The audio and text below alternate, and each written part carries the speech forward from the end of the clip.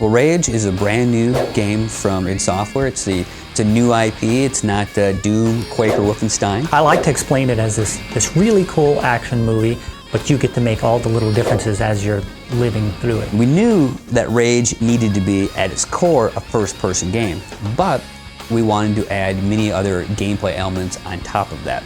That's why we have vehicle combat, vehicle racing, and we have environments that are truly unique throughout the world. The other thing we thought was really important, and it's kind of a little bit different for us, is integrating this rich story and these memorable characters. You can see the producer, and he's one really interesting character. He runs a type of Running Man environment where people compete against mutants for cash prizes and things. They're not just generic characters, they have a role to play, and as the kind of action movie unfolds, you're living in there, and it's this living, breathing world. The gameplay of Rage is open but directed. As game players, myself and Matt Hooper, the lead designer, we don't like to play games where you have 20 quests, you don't know where you're going, you don't know what you're doing. At the same time, we wanted all of these different offshoots, these little player choice elements.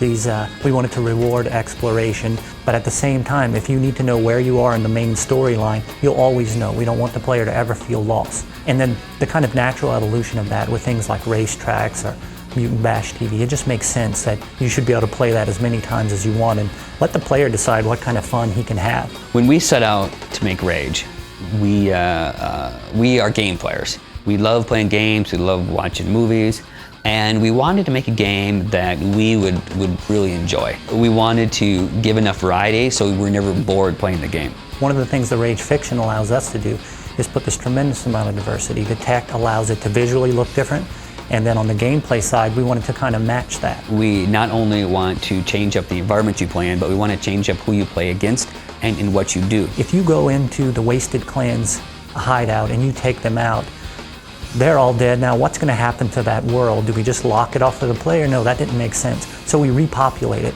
We have this cool kind of gameplay layering system where if the player goes back into that base, now the mutants have taken over. It'll look a little different, it'll be a little more spooky, it'll be a cool experience for the player, and that's a nice optional way to do that. The core of the game for us is having fun.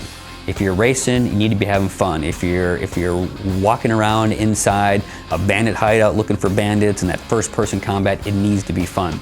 And all that needs to be wrapped around in a compelling story. Rage is coming out for the PC, Xbox 360, PS3, and the Mac platform. I can promise you that it will be released when it's fun.